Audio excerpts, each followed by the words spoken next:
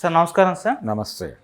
Sir Ritika మన రోహిత్ శర్మ గారి cricketer Rohit Sharma గారి వైఫ్ అయితే అంతకుముందు రఫాలో జరిగిన ఆ దాడులకు నిరసనగా తన ఇన్స్టాలో ఒక పోస్ట్ పెట్టింది, ఆల్ ఐస్ ఆన్ రఫా అని చెప్పేసి. అప్పుడు ఆమె పైన విపరీతంగా ట్రోల్స్ వచ్చేసాయి.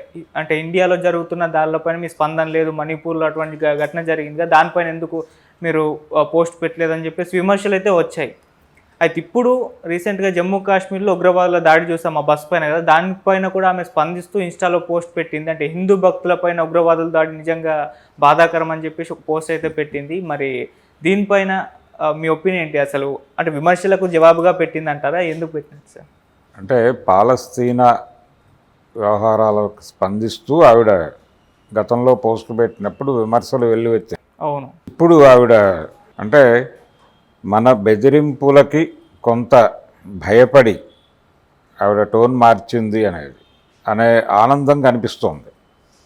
ఈ పోస్టు వైరల్ కావటం వెనకాల అంటే కాశ్మీర్లో జరిగినటువంటి ఈ బస్సు మీద ఉగ్రవాదుల దాడి, డ్రైవర్ని చంపేయటం, పైగా డ్రైవర్ కారు పక్కకి బస్సు పక్కకి తిప్పకపోయి ఉంటే బస్సులోకి ప్రవేశించి మొత్తం అందరినీ చంపేసి ఉండేవాళ్ళు అనేది ఒక వెర్షన్ ఆల్రెడీ ప్రచారంలో ఉంది.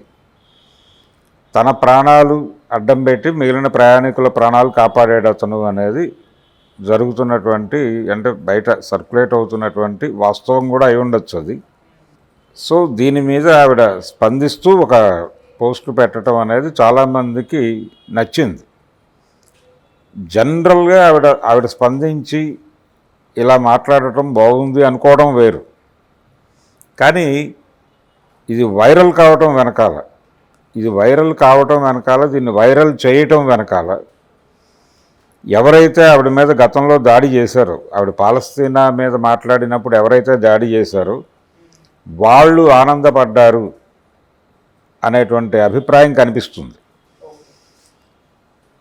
వాళ్ళ ఆనందం కనిపిస్తుంది దీని వెనకాల. ఇది వైరల్ కావడం వెనకాల ఆ రోజున ఆవిడ మీద దాడి చేసిన వాళ్ళు పొందినటువంటి ఆనందం కనిపిస్తుంది. ఎందుకు కనిపిస్తుంది అంటే చాలా రిమార్కబుల్గా వాళ్ళు హిందుత్వ ఎజెండాతోనే దాడి జరిగింది ఆ రోజున ఆవిడ మీద. మణిపూర్ వ్యవహారాల మీద ఆవిడ స్పందించినా ఆవిడ పట్టించుకునేవాడు కాదు, అది కూడా దాడి జరిగే ప్రయత్నమే. అంటే అది హిందుత్వ ఒక ప్రోగ్రామ్గా చేసినటువంటి దాడులు, చర్చిల మీద దాడులే. దాని మీద స్పందించినా కానీ ఆవిడ మీద దాడి జరిగి ఉండేది.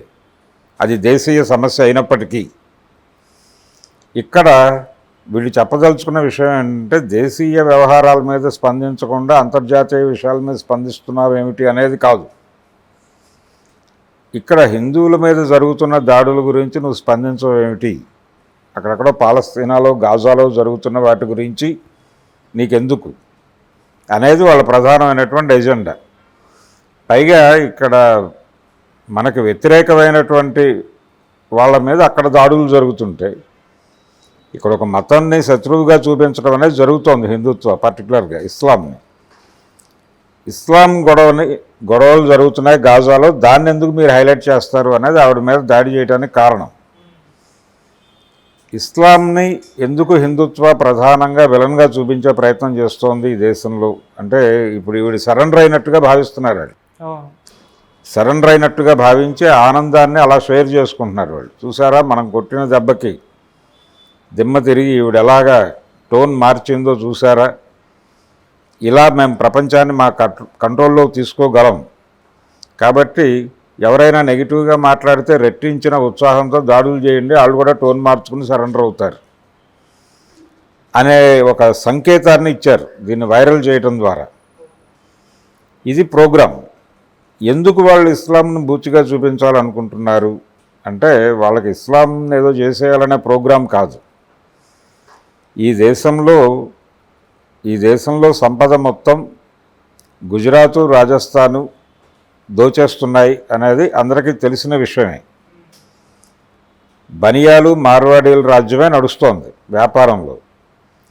చాలామంది వాళ్ళని విలన్లుగా భావిస్తున్నారు. నిజానికి విలన్లు వాళ్ళే ఈ దేశంలో, కానీ జనం తమని విలన్లు అనుకోకుండా ఉండటం కోసం వాళ్ళు ఇస్లాం అనేటువంటి బూచిని విలన్గా చూపించి ఒక విలన్ కాని విలన్ని విలన్గా చూపించి ప్రజల మనసుల్లోకి ఎక్కించడం కోసం నిరంతరం తపన పడుతూ ఉంటారు. అదే వాళ్ళ ప్రోగ్రాం. ఇప్పుడు ఈ రితికా మీద వాళ్ళు రితికాని సరెండర్ చేసుకోవటం హిందుత్వానికి సరెండర్ కాదు, వాళ్ళు మార్వాడి బనియా రాజ్యానికి సరెండర్ చేసుకోవటమే. మార్కెట్ ప్రోగ్రాం ఇది. ఈ మార్కెట్ ప్రోగ్రాంలో భాగంగానే ఈ ట్రోల్స్ జరుగుతున్నాయి. చాలా డబ్బులు వెదజల్లుతున్నారు వాళ్ళు ఇలాంటి వాటి మీద. ఈ వీడియోని వైరల్ చేయటం వెనకాల వాళ్ళ కృషి ఉంది. ఇంతకుముందు ఆవిడ మీద దాడి చేసిన వాళ్ళే ఇప్పుడు ఈ వీడియోని వైరల్ చేశారు, ఈ పోస్ట్ని. గతంలో ఆవిడ పోస్ట్ మీద ఎవరైతే దాడి చేశారో వాళ్ళే వైరల్ చేస్తున్నారు. కాబట్టి ఇదంతా పెయిడ్ ప్రోగ్రామ్, డిజైన్డ్ ప్రోగ్రామ్, ప్రజల స్పందన కాదు ఇది. ఆ రోజున నార్మల్గా ఆవిడ పెట్టినటువంటి పోస్టుకి ఎవరో కొంతమంది సానుకూలంగాను కొంతమంది ప్రతికూలంగాను స్పందించి ఉండొచ్చు.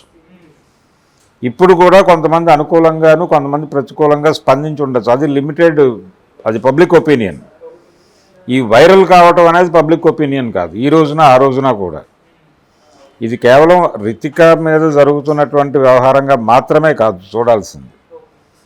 ఈ దేశంలో బనియా మార్వాడి వ్యాపార సామ్రాజ్య విస్తరణ కోసం సోషల్ మీడియాలో పనిచేస్తున్నటువంటి గ్రూప్స్, వాటి తాలూకా ప్రభావం, అవి ఎలా బెదరగొడుతున్నాయి, జనాల్ని ఎలా సరెండర్ చేసుకుంటున్నాయి, ఎలా సెలబ్రేట్ చేసుకుంటున్నాయి లొంగిపోయినటువంటి వాళ్ళని. అంటే ఆవిడలో ఆ మనసు ఉండి ఉండకపోవచ్చు, ఆ అభిప్రాయం ఉండి ఉండకపోవచ్చు.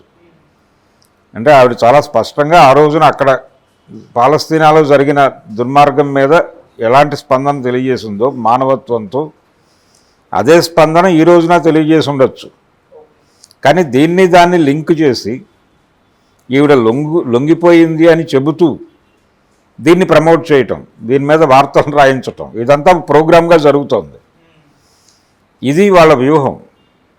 అందుకని ఇస్లాంని బూచిగా చూపించటానికి, ఇస్లాం వ్యతిరేకులుగా జనాల్ని మార్చటానికి, అలాగే ఎవరైనా సానుకూలత ఉంటే వాళ్ళు మేము ఇది బహిరంగంగా మాట్లాడటం తప్పే అని అంగీకరించేలాగా, వాళ్ళు అంగీకరించకపోయినా కానీ అంగీకరించినట్టుగా బుకాయించి వాళ్ళని కంట్రోల్లో తీసుకునే పద్ధతిలో బిహేవ్ చేయటం, ఇది ఒక వ్యూహంగా హిందుత్వ అంటే అది కేవలం బనియా మార్వాడి వర్గం మాత్రమే. వాళ్ళు ఆ పనిలో ఉన్నారు, వాళ్ళు చేసినటువంటి ప్రోగ్రాం ఇది. ఓకే. అందుకని దీని పట్ల ప్రజలు అప్రమత్తంగా ఉండాల్సిన అవసరం అయితే ఉంది దేశవ్యాప్తంగా. పైగా వాళ్ళు భారతీయత అనే పేరుతో ఏంటి ఇక్కడికి వచ్చి ఇక్కడ వ్యాపారం చేసుకునే వాళ్ళు ఉన్నారు కదా, వీళ్ళని ఎందుకు దెబ్బ కొడుతున్నారు మీరు అని అడిగితే, ఇది భారతదేశం, మనం భారతీయులం అని దేశభక్తి మాట్లాడతారు. అది ఆ దేశభక్తి చాటున దోపిడీ జరుగుతుంది. దేశభక్తి చాటున, మతం చాటున, ఈ రెండింటినీ అడ్డం పెట్టుకుని వాళ్ళు దోచేస్తున్నారు జనాల్ని. సినిమా హాళ్లలో జనగణమన వేయటం వెనకాల కూడా కుట్ర ఇదే. బీజేపీ ప్రతి అడుగులోనూ ఉన్న కుట్ర ఇదే. మోడీ గారి కార్యక్రమము, అమిత్ షా గారి కార్యక్రమము ఇదే. వీళ్ళ వ్యాపార విస్తరణ, దాని స్థిరీకరణ. మొన్న ఎన్నికల్లో బీజేపీకి వ్యతిరేకత కనిపించడానికి కారణం కూడా ఇదే. చాలామంది ఈ సఫరింగ్లో నుంచే బీజేపీకి ఓటేయడానికి జంకారు అన్ని చోట్ల. ఉత్తరప్రదేశ్లో ఓడిపోవడానికి కారణం కూడా అదే. ఈ నిరసనని ఎలా కంట్రోల్ చేయాలి, ఈ 5 ఏళ్లలో మళ్ళీ జనాలను ఎలా తన ఫోల్డ్లోకి తీసుకోవాలి, కొత్త నెరేటివ్స్ ఏవి లేవు ఇప్పుడు వాళ్ళ దగ్గర. పాత నెరేటివ్స్ అన్నీ అయిపోయినాయి. ఎప్పుడైతే అవి అయిపోయినాయో జనాలకు మళ్ళీ కడుపు కాలి చిరాకు పడ్డారు వీళ్ళ మీద.